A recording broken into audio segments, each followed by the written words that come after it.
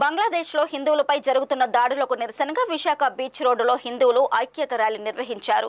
హిందూ ధర్మ రక్ష సమితి ఆధ్వర్యంలో జరిగిన శాంతియుత ర్యాలీలో ఏపీ సాధు పరిషత్ అధ్యక్షులు శ్రీనివాసానంద సరస్వతి సహా వివిధ హిందూ ధార్మిక సంస్థల ప్రతినిధులు పాల్గొన్నారు.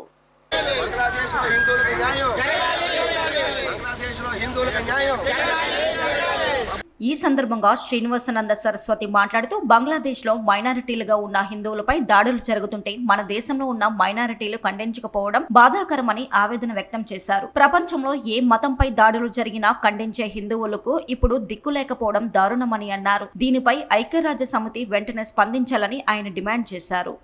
ఆ దేశం తాలూకా మూల సూత్రాలని గౌరవిస్తారు, దేశ అభివృద్ధిలో ముందు నిలబడతారు.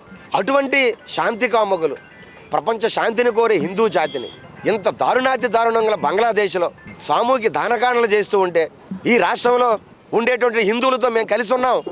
బంగ్లాదేశ్లో జరుగుతున్నటువంటి దమనకాండని మేము ఖండిస్తున్నాం. అక్కడ ఉండే ముస్లింలకి, భారతదేశంలో ఆంధ్రప్రదేశ్లో ఉండే ముస్లింలకి మాకు ఎటువంటి సంబంధం లేదు, దీన్ని ముక్త కంఠంతో మేము ఖండిస్తున్నామని చెప్పే ఒక్క నాయకుడు, మౌలి కానీ, ఒక ముస్లిం మత పెద్ద కానీ, ఒక ముస్లిం నాయకుడు కానీ, ఒక సోదరుడు లేడండి.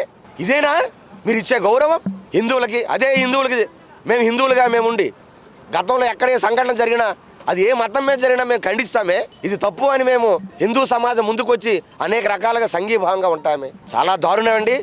ఎప్పటికైనా ఈ రాష్ట్రంలో ఉండేటువంటి ప్రజాప్రతినిధులు హిందువుల ఓట్లు వేసుకొని పదవులు పొంది కులుకుతూ గొప్ప విలాసవంతమైన జీవితాలు గడుపుతున్న ఓ నాయకులారా, దయచేసి కళ్ళు తెరవండి.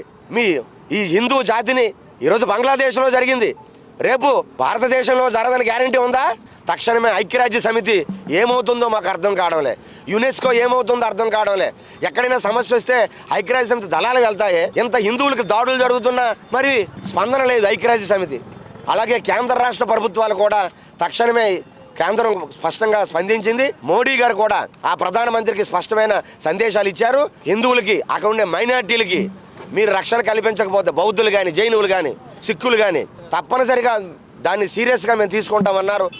మేము స్వాగతిస్తున్నాం.